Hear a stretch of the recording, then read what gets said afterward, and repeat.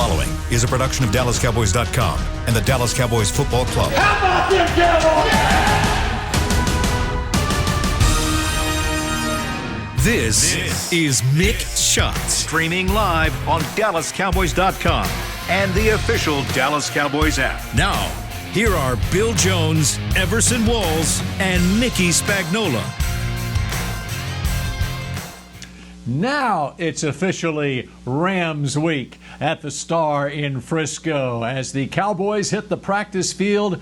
Earnest preparations for the season opener against the Los Angeles Rams at SoFi Stadium on Sunday night. Welcome to Mick Shots. Bill Jones with Mickey Spagnola and Everson Walls. And it's about time we played some football. We are on the eve of the start of the National Football League season as the Texans are traveling to Kansas City today to take on the Super Bowl champion Chiefs on Thursday night. It is here, guys. Hopefully they're traveling safely, too, by the way.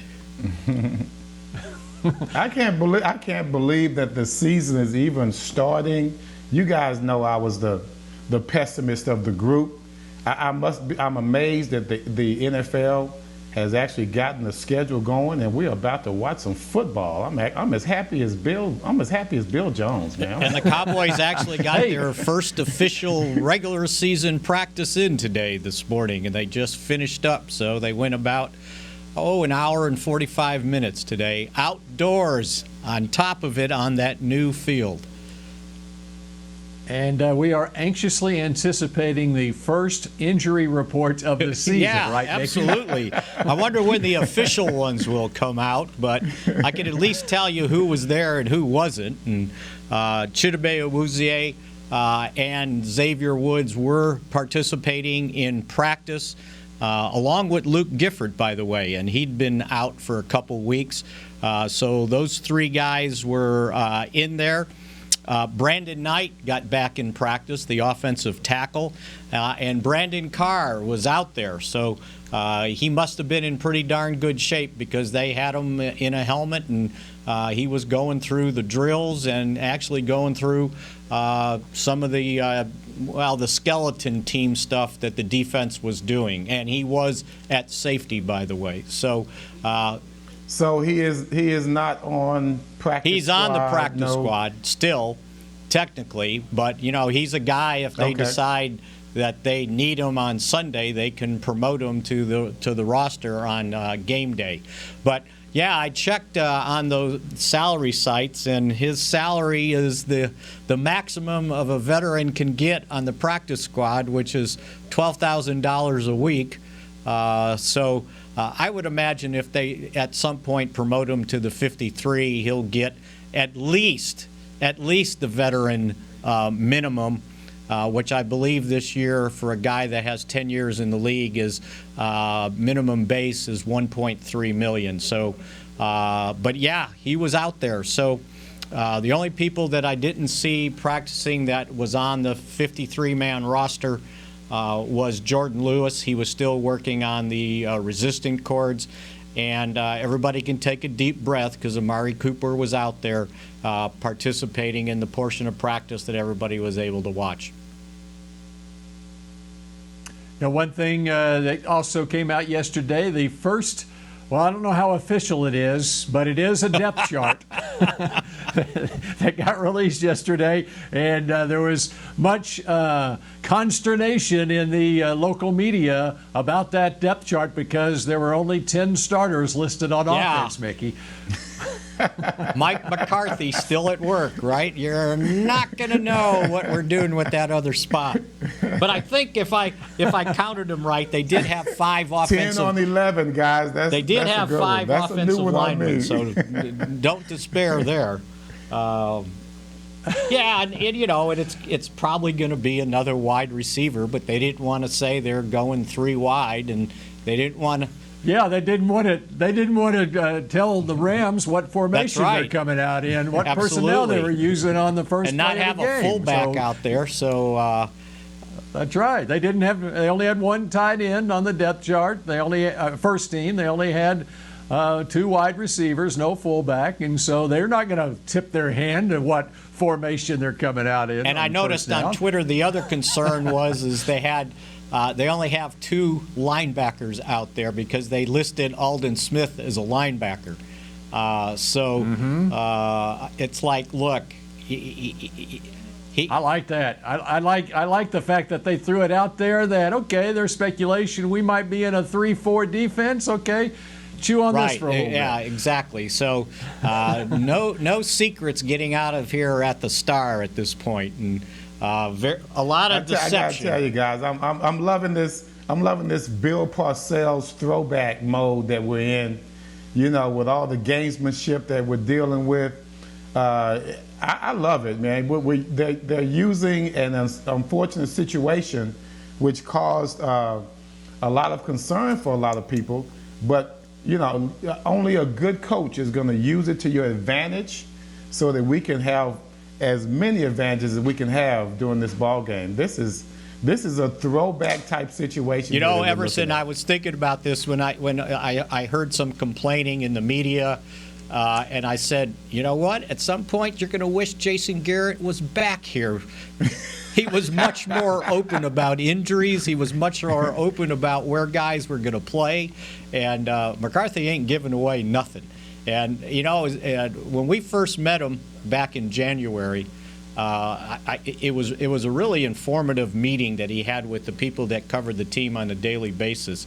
And somebody asked me about it and, you know, how it went. And I said, yeah, it was really good. He's a nice straight shooter. And he goes, yeah, well, don't get used to it because I heard from the guys that cover the team in Green Bay, he doesn't give up anything once the season starts. And I think we're starting to see this. And that was my question. I was wondering if anyone had talked to the guys that covers the team during the off season and when all this was going on. Is this something that you expected? Yeah, absolutely. From and he's pretty good when he, and I don't know if it's the technology that it's kind of messing up with the press conferences, but at the end, if he gets a question when it's almost done, and I don't think he likes it, it's like, okay, yeah, I can't hear that. Well, we got to go. I do that to my wife all the time, man. I didn't know that you could use that in real life. Unlike Bill Parcells, he would just start telling a story, and the story would be so good you forgot what the question was. Check out the end of today's press conference and what Mickey's alluding to right there. He got the last question, which was something about protocol on the sidelines or something, and then he decided in his own mind that was going to be the last question. But before it signed off, okay, he said, Rich said that was the last question. Right. So, unlike Jason having to point out that's an ender, and he would walk off. Speaking of his press conference, I thought it was a good press conference today. I thought he was revealing on kind of what he told the team in their meeting today, and the emphasis on not losing games, making mistakes, that sort of thing, and just in general the mindset of what the expectations are here in Dallas. He said it from day one when he got the job that he embraces the high expectations, Super Bowl expectations that they should have here in Dallas, and he talked on and on about that. Yeah, Bill, I thought today. that was probably the best part of the press conference, because I think the question he got was, do you worry about the expectations of the Cowboys because they're always high? And he basically said, no, that's what the expectations should be. I'm not coming in here. He said, I'm not one of these guys that undersells and overpromotes.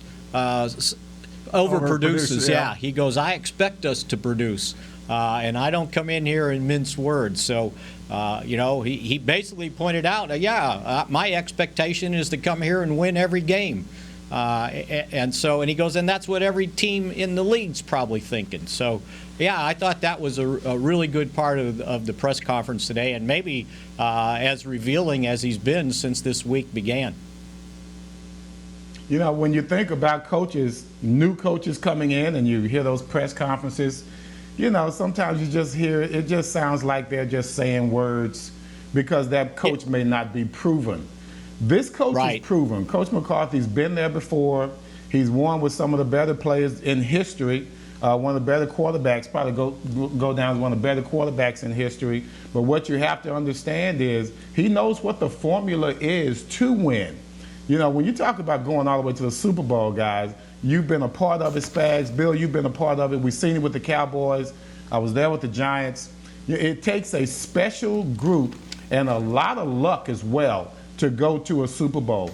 This team has what they need to go. All they need is the leadership itself. And I like what he said during the press conference. We cannot beat ourselves. You guys heard me talk about it this past week about how we need all three facets of the game, but what we also don't need are a bunch of penalties that are going to take us out of position and put us in situations, and all of a sudden, that kind of becomes the culture. Like last year with the Cowboys, there were many games, big games, where we're trying to make a comeback after putting ourselves in a tough position, and all of a sudden an untimely penalty stops us on a big play, stops us on a touchdown. You can ask Randall Cobb about that one in regards to how many touchdowns were called back just on his plays alone. Cost him his 1,000-yard season. Those penalties, it cost him, well, he got his quarter of a That's meal, okay, so I'm sure he's right? happy about that. I'm not going to feel too sorry for him, but at the same time, for as far as the team is concerned, those touchdowns could have meant a lot and made a big difference in the Cowboys season if it weren't for those penalties. Sort that of brought like them you back. hope the Stars learned last night with the amount of penalties they took in that hockey game.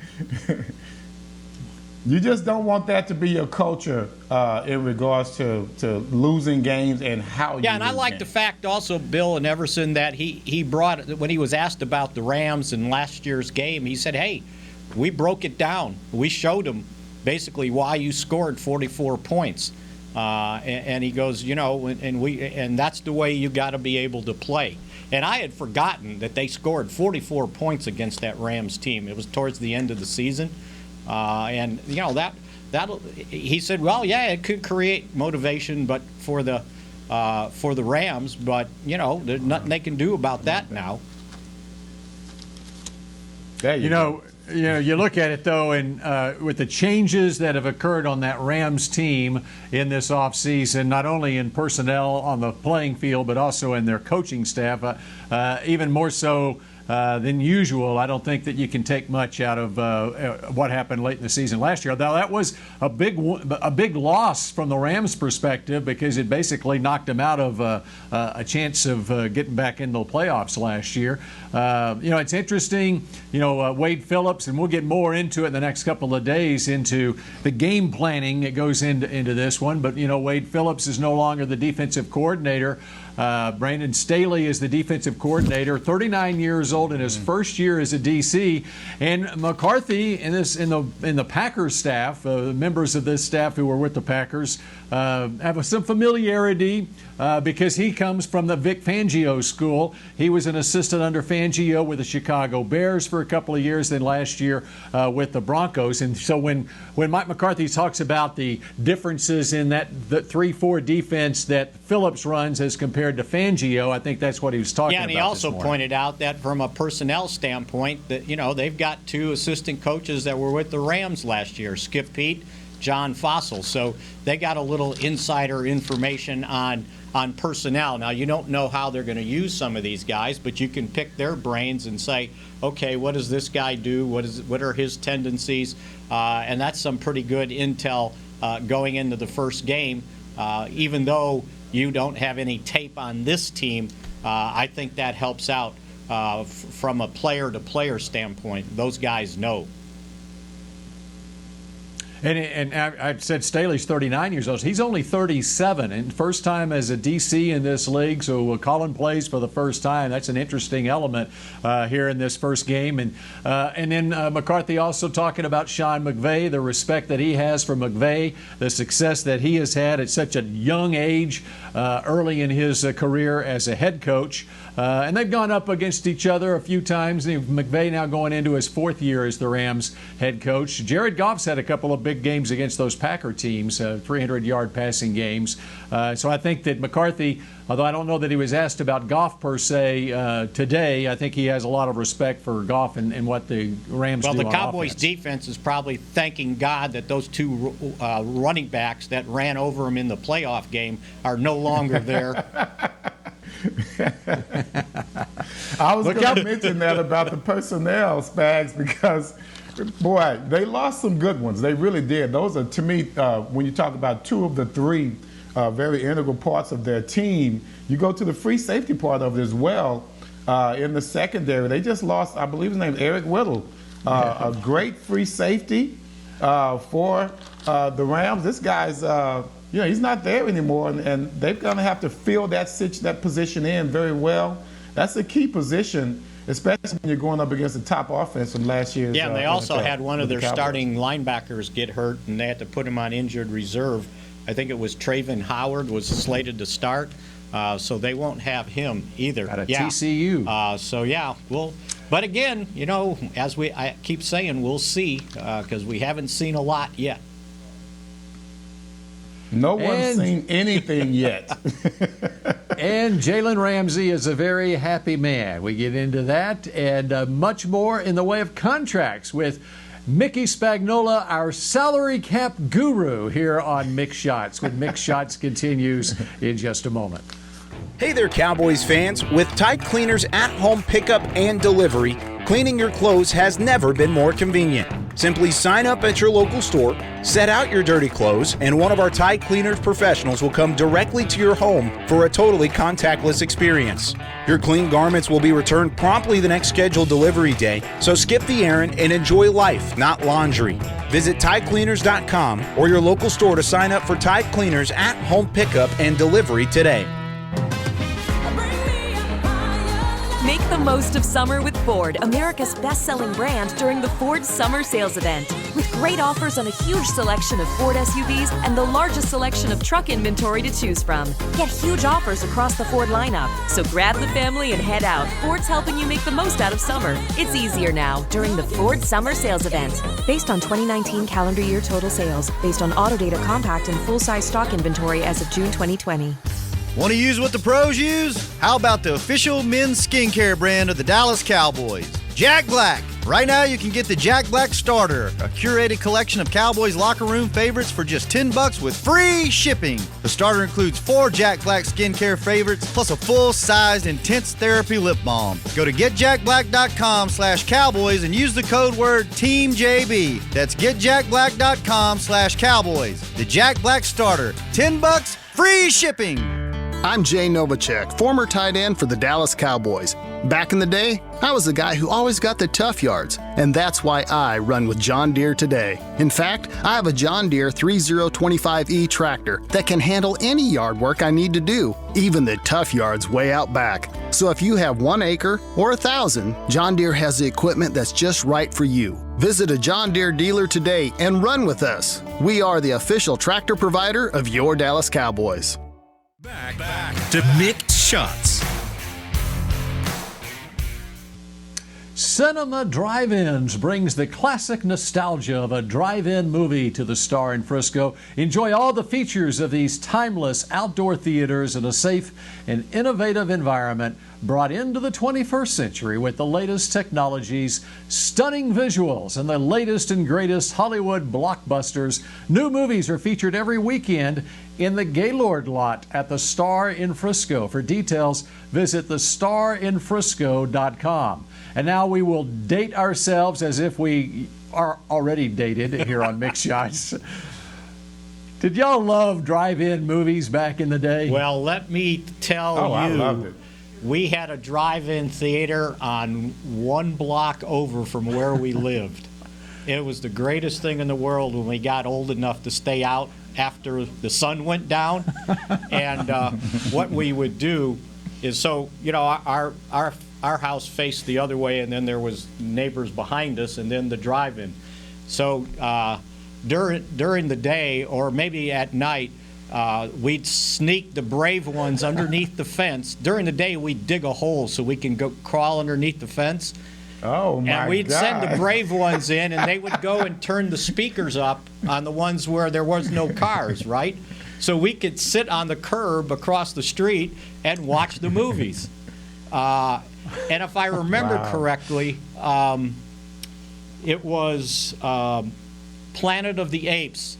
And those, I was going to say, Everson, those were the dirty movies that were being planned. When the Planet of the Apes first came out, it was X-rated, I think, and so we sat on the corner and watched the Planet of the Apes. Now, it might have taken 2 days because depending on which way the wind was blowing, we could hear or we couldn't hear.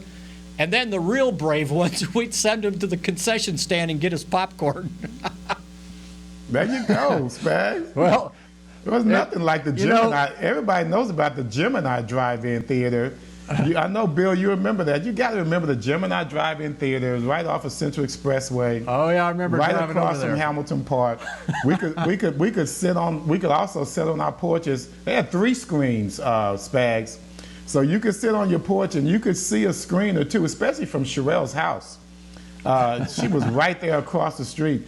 And we were so bold, because I guess we lived right there, we didn't really care about sneaking in. We would just bum rush the gate, and we would climb the fences. You know, we had those fences like what the Cowboys had. The corrugated metal, yeah, that's what we had. Yeah. Yes, yeah, the corrugated metal. And that's how I learned how to climb fences so well, because you had to be good.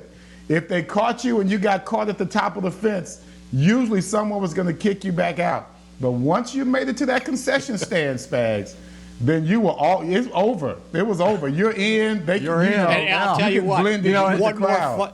But those are the best times at Gemini Drive-In Theater. Had a great time. One more funny thing is we'd see the neighbors, because they charged you per person, right? So what the neighbors would do is they'd have a couple that would drive in, but the other couple that would be in the back seat, they put them in the trunk so they could sneak in and not pay for the other two admissions. I won't say that we did that, but I'll say I had some friends who did that. we had Gemini Drive-In. At Gemini, it was $1 a carload, just $1. And so however many people you could put in the car, that was great. But of course, they didn't know about the ones in the trunk. So yes, Spag, that was universal. And Mickey, at the 183 Drive-In in Irving, just down the highway from Texas Stadium, we weren't worried about turning up the speakers. We just sit outside and watch the movies from outside, if you know what I mean. We didn't need any sound. And by the way, I mean, one more note on drive-in theaters. Everson, do you remember when Texas Stadium had drive-in movie theaters in the parking lot there? That's right. Yeah, I do, so this is a throwback at the Star now. All right, it's time for them to come back. It's time for them to come back. That's right. That's one good thing that has come out of the pandemic. One good thing. Jalen Ramsey is smiling ear to ear. $105 million, something like $21.5 million a year. And that's almost as much as Everson made in his entire career in the NFL, right? Oh, boy, I thought I was so proud of my contract. I had an annuity. Like, woo, you have an annuity. Nowadays, no one needs annuity. Just give me all my money now. I'll have my own annuity. No, it's got to be an amazing thing. We saw how Deshaun Watson reacted to his contract and how emotional that was for him. That's just the way he was as a person. That's just his temperament. But when you look at Jalen Ramsey, I don't know if you guys recall his last year in Jacksonville, I think it was. He pulled up in a he pulled up in a Brinks truck with music and dancing girls, if I might add, with video music and all of that. So the difference between those two is just, it covers the spectrum. But he's a guy that will clearly live up to his contract. He has never, I can't remember him having any off season to where he had gave up an unusual amount of plays. This is a guy that has been deserving his money for a long time. You know, as a defensive back and as a former player, you pull for guys who get that money, but you also want to see them live up to it. And I think he's a guy that's going to live up to it. Despite the fact he only had one interception last year, Everson. Yeah, but he scared the hell out of him. He shut down a whole lot of wide receivers. You find me one wide receiver that talks trash about Jalen Ramsey, and I'll give him a lot of credit because he must have gotten something done. Because Jalen shuts him down. He shuts him down. And he only needs 47 more interceptions in his career to match Everson Walls. He'll get there. It'll take a while, but he'll get there. All right. Speaking of contracts, a couple of, as far as what the Cowboys are concerned, let's start with Randy Gregory. Gets a contract extension yesterday. Yeah, he did, Bill, and it was basically a one-year deal. And you know what they and when you look at it, you know what they did. He would have been he's still on his old contract. So next year, providing everything works out this year, he would be a restricted free agent. And, you know, the restricted free agent tender for a guy like him was going to be at least $2-point-some million. That's a second round pick, yeah, right? That's right. So what they did is they basically advanced him $200,000 for this year, and because he hadn't been getting paid. Remember, they tried to sign him to an extension while he was suspended, and the NFL said, nah, you can't do that. So basically, next year, he's going to make what he would have normally made as a restricted free agent at your original draft choice. So it helps him out because, you know, he's getting paid week to week, and I'm sure he paid dearly to go through the rehab that he had to go through to be able to, you know, recover and get reinstated. So basically kind of did him a favor and gave him some money ahead of time. And the Zach Martin restructure, what does that do for them? The Cowboys gained $8 million up to the salary cap this year. And everybody's like, what are they going to use it for? Well, that $8 million gives them about $20 million under the cap, meaning that's what they have left. And normally they like to keep 10 to 12 in reserve for things that come up, like you got to pay a guy goes on injured reserve, you got to replace him, there's another salary. I can't imagine they're going to keep Brandon Carr on a practice squad salary of $12,000 a week, which is what he's on right now, because when he moves to the 53, he's got to at least make the minimum. And so, you know, and the minimum for a guy that's got 10 years in like he does, it's about $1.5 million a year. So there's more expenditure there. So you got to have a cushion. And then the other thing, you guys, what you can do is if you end up under the cap and you don't use it all, then you can use it next year. And they may need it next year just because of what happens with the pandemic and not making as much money off the turnstiles. You know, the Cowboys will get some, they're allowing fans in, but like this weekend, you know, Rams ain't making anything because they got a brand new 72,000 seat stadium and they're not letting fans in. And that's something you share with the visiting team, and there's no share there. So the revenue's going to go down next year. The cap might go down. We got to see how it plays out. And you know what? And then one more thing. So it only the proration. So they take that money they save, giving him the money up front, and they prorate it over the length of the contract. So it really only adds to the contract another $1.8 million a year because he had a pretty lengthy contract already. I think my question was.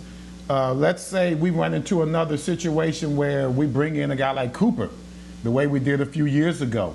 Would that money be enough? You know, would it make a difference in bringing someone else in that the Cowboys might feel that they needed that was out there on the market unexpectedly? Yeah, depending on Everson on how much the guy's base salary is, because that's all. If you trade for a guy, you don't trade for the proration on the signing bonus. You just trade for the base salary. So had they, I'll just give you an example since everybody's talking about Earl Thomas. His base salary for this year was a guaranteed $10 million. So if you traded for him, you would hit $10 million immediately on your salary cap. So you got to be careful. Those things go into decisions to make trades or not make trades. And if I remember correctly, when they traded for Amari Cooper, he was still on his first year salary. I mean, his first contract, his rookie contract. Right. So the base salary wasn't prohibitive to say, you know what, I can't give you all I gave you because I got to pay that contract. You got to give me some draft choice relief. So that all goes into it. And for the team that does the trading, the rest of his prorated signing bonus all escalates into the salary cap immediately. So depending on how much you had left, you got to take that on your salary cap. So to make a trade, you better have some money left under the cap. And one more thing on contracts. A lot of talk about Deshaun Watson signing his contract and comparing it with Dak. And Mickey, that truly is apples and oranges, considering the fact that Watson had 2 years left on his contract. The numbers are out now on Watson's contract, and I think you alluded to this or mentioned it yesterday, but just to re-emphasize it, the numbers that I'm looking at, rather than a 4-year, $156 million extension, it really is a 4-year, $111.89 million contract, because the Texans in 2024, after 4 years, can get out of that contract with just a $5.4 million dead cap hit in 2024. And so the average of that is around $28 million rather than the $40 million. Yeah, absolutely. Right. And no one, and I don't know why. It's not that hard to look that stuff up, right? But everybody wants to put out there what the agent wants out there. 4 years, $160 million. Well, no, he's still got 2 years on his original contract, so it's a 6-year deal. And you take what they owed him for the next 2 years and base salary, add it to the 156, and you don't get more than 180. And 6 years at 180 is $30 million. So I don't know that just blows what the Cowboys were offering Dak right out of the water. It's basically he got a nice contract, and the key thing for those guys that Dak and his people didn't value is he just got guaranteed that money, and he got a $27 million signing bonus in the bank today, which Dak could have had $50 million in the bank today, but that wasn't enough. And so, to me, and I've always said this, and I hadn't changed my mind, not knowing if you were going to play this year or not knowing what the money was going to be, to get $50 million in the bank in April, May, June, that's hard to pass up. I'll say. All right, we continue with more Mick Shots in just a moment. Hey there, Cowboys fans. With Tide Cleaners at-home pickup and delivery, cleaning your clothes has never been more convenient. Simply sign up at your local store, set out your dirty clothes, and one of our Tide Cleaners professionals will come directly to your home for a totally contactless experience. Your clean garments will be returned promptly the next scheduled delivery day, so skip the errand and enjoy life, not laundry. Visit TideCleaners.com or your local store to sign up for Tide Cleaners at-home pickup and delivery today. Since 1865, Stetson hats are American-made with pride right here in Texas. And Stetson is proud to be on the field with America's team. Want to show your Texas and team pride too? You can. By purchasing your own Stetson, you can look just like how the flag guys do on field at every home game. Stetson hats, the official crown of all self-respecting Cowboys, and your favorite football team. Get yours today at shop.dallascowboys.com or at stetson.com. What do you call a group of grown men and women who get together every week, proudly wearing the star, to share a 3-hour-long ritual of cheering, shouting at the TV, and raising their Miller Lite together while yelling, "How about them boys?" You call it Miller Time and Cowboys Nation. Here's to the only beer of the Cowboys celebrating 60 years of greatness. Here's to the original light beer. It's Miller Time. Celebrate responsibly. 2020 Miller Brewing Company, Fort Worth, Texas. Hey, Cowboys fans, ready to spice up your next watch party? Bring Yo Quiero guacamole and be the game day hero. Yo Quiero means I want, and we know you want great, fresh-tasting, ready-to-serve guacamole for your home gating and tailgating events. Made with real avocados and the perfect blend of spices, it will be the star of any party. You can find us at your local Albertsons or Tom Thumb in the deli section. If you can't find it, talk to your store manager and tell them, Yo Quiero guacamole. Back to Mick Shots. Cinema drive-ins bring the classic nostalgia of a drive-in movie to the star. Enjoy all the features of these timeless outdoor theaters in a safe and innovative environment. Brought into the 21st century with the latest technologies, stunning visuals, and the latest and greatest Hollywood blockbusters. New movies are featured every weekend in the Gaylord lot at the Star in Frisco. For details, visit thestarinfrisco.com. And I was supposed to read NFL Fan of the Year.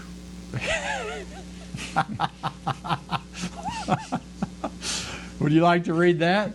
Now, more than ever, the Cowboys want to recognize our fans at everything you do to make football, well, football. As part of the NFL Fan of the Year contest, we're launching a search for one extraordinary Cowboys fan who is a positive influence and or inspires others through their love of the game.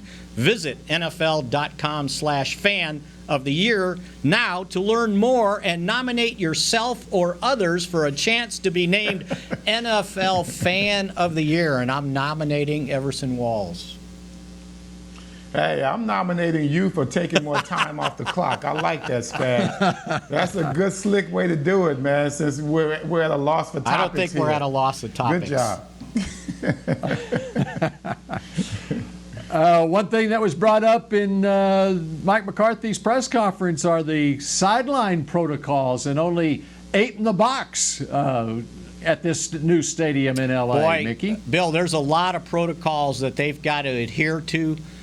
Number one, after you get past the players on your traveling squad, you're only allowed 70 more people to travel, and that includes an entire coaching staff. That number's like 25 to 30, and anybody else you bring along. Also, there's a limit to how many people can be in the bench area that aren't coaches or aren't medical people. You got to count all these folks, and they've only got so many, and you've got to be in Tier 1 or Tier 2 to be in that area, which means you got to be you're one of the people that are being tested daily. And if anybody's going to go with you that hasn't been tested daily, you better start this week early and start getting tested if you're going to be on the field. So field access is going to be really restricted. Along with the size of the booths, they're only going to allow so many in there, so they're not packed in there like sardines. And they got to try to social distance. So there's a lot of protocols that the coaches, the players have to adhere to, not to mention the testing that'll go on before they get on the plane. And then after they get to the hotel, they're not allowed to leave, and they're not allowed to have their buffet dinner as a team dinner. Everything's got to be individual, either contactless delivery or room service to your room, or if you're going to use the restaurant in the hotel for the guys to eat at, the restaurant has to close down to the public.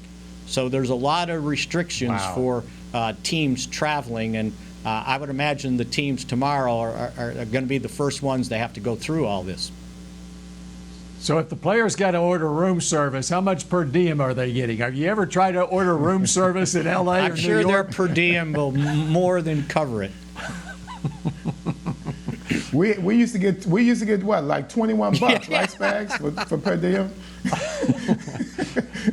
And then we would all gamble it away on the plane on the way to wherever we were going. So the $21 didn't really mean much at all. All right, so get ready. The Patriots play the Dolphins, and of course, a former Patriots assistant coach, Brian Flores, the head coach of the Dolphins. I guarantee you there's going to be sideline gate coming out of the Patriots game this weekend. Bill Belichick's going to have too many people on the sideline. They're going to do some counting. I'll guarantee you. They probably only give out so many passes. So if you have too many on the sideline, is it a sideline violation? Can you get penalized during the game? What's the enforcement on that? Too many people on the field. It's kind of like hockey, right? When you make a bad change. They would probably get fined. They would probably get fined afterwards, maybe, right? I mean, I don't know if they would penalize them there. I think they would probably fine them after the game. There'll be a lot of video searching to see who kept up with all the priorities and things of that nature. I wanted to ask about like once they come off the field during timeouts, Spags. I see it in NBA where they try to keep a little social distancing, but they're only dealing with about 5 to 7 people at a time. Now you're looking at least 11 guys that are going to be huddled up. Let's say they have a timeout, something important's going on. They're not trying to social distance with 11 guys in football uniforms, are they? I don't think so. I mean, you mean like if there's a timeout and you bring out the whole offense to the sideline to talk to them? Yes. Yeah, I haven't seen anything on that, but they have suggested heavily if you're on the sideline to wear a mask. They're not going to mandate it, but they're heavily suggesting. And Mike McCarthy talked about that the other day about him getting used to coaching with the mask on from the sideline. So, if I'm like Kellen Moore, you got to call plays. Boy, you better practice enunciating with a mask on if that's what you've got to do talking to the quarterback, right? You can't understand. You can't understand anybody. Yeah, everything is muffled. There's no crowd to worry about, so they don't have to worry about the noise. But I'm sure they'll have some type of pipe music coming in. Yeah, they will. And so when you look at that, I think that's a major concern to me. And it's not just during timeout, Spags. It's like when the defense comes off the field. We got to get together and talk about it. And so once we're doing that, you're not just dealing with 11 guys. You're dealing with more because you got substitutions that'll come in on third down, so you have to deal with that personnel. You have to deal with the guys that are backing up, and you might be shuttling different players, different positions. That kind of thing seems a little dangerous because these players, they're not in a bubble the way the NBA was. They didn't bring in their families until playoff time. But here, you've got players going back home after the games, correct? Yeah, absolutely. But, if you look at the NBA, when they have a timeout, they huddle up. They've got guys that sit. The extras are sitting in their seats, but the designated coach, seats. The coach is in the middle of a huddle with 5 or 6 guys. And I would imagine, I just think with the amount of testing, because these guys have to test on Friday. They have to test on Saturday before they get on the plane. And then Sunday, from what I've read, you've got to do a temperature check before you leave the hotel, and then you got to do a temperature check before you enter the stadium. Now, I understand you can probably pass a temperature check and still be infected, but I think with that amount of precautions, once you get on the field, that you should be okay. And that's what they're hoping for. So. Yeah. Okay. So then, in a situation like the Cowboys are in this week, where they're traveling to L.A., how many of and not knowing for sure who's passing all those tests leading up to the time the charter leaves? Okay. All right, how many on the practice squad are going to travel with the team in case they have a breakout? An issue. Absolutely. And I would imagine you're not going to take an extra 16 guys. Because that'll count against your total. But you'll probably take some of those guys and at least take the 4 that you protected that no one could sign, that you say, okay, these guys are important to what's going on. But, like even before that, you remember when Kellen Moore was traveling, he was on injured reserve and the Cowboys were bringing him along to be an extra set of eyes on the sideline. You can bring some of those guys, and you can bring, and you'll bring the guys. And I would imagine everybody's going to have 8 offensive linemen, so they could at least expand the game day roster to 55 before you have to cut back to 48. So you'll have some extra guys. And the testing on Saturday is a point of contact testing where you find out the results immediately. You don't have to wait 24 hours. But so there will be some practice squad guys that have their bags I would packed think so. and ready to go, depending on those Saturday morning tests. And they could jump on Jerry's Learjet if they have to. Right. They're flying standby. And so if the regular a guy on the 53 or 55 doesn't pass the test, then you get on the charter. Otherwise, you got to get on Jerry. You have to get on Jerry's private plane for if you're going to come late. My question, Spags, is we used to have to, if I'm not mistaken, didn't we have to fly on the plane with you guys? With the media? There's going to be no media on this plane. No media. So what? So how do what do you guys do? You guys just cover from home? I think from what I've been told from the guys at the newspapers, they're probably at least traveling to the first game because everybody's worried about the social injustice protests, and if the TV doesn't show it, then you'll never see what took place. So I think they want their guys there.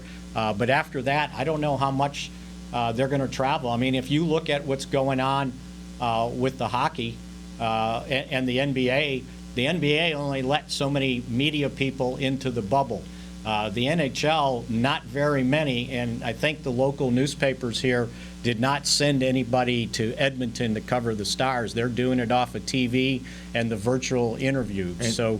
And you know what? Right. And even if you travel to the game, you're going to listen to the interviews in the press box because they're not going to let you in the locker room. The only people being... Yeah, you can't even get down on that level. And there's no... And I can tell you, the TV stations, none of the TV stations are sending anybody on And there's no hanging out on the field beforehand during warm-ups either.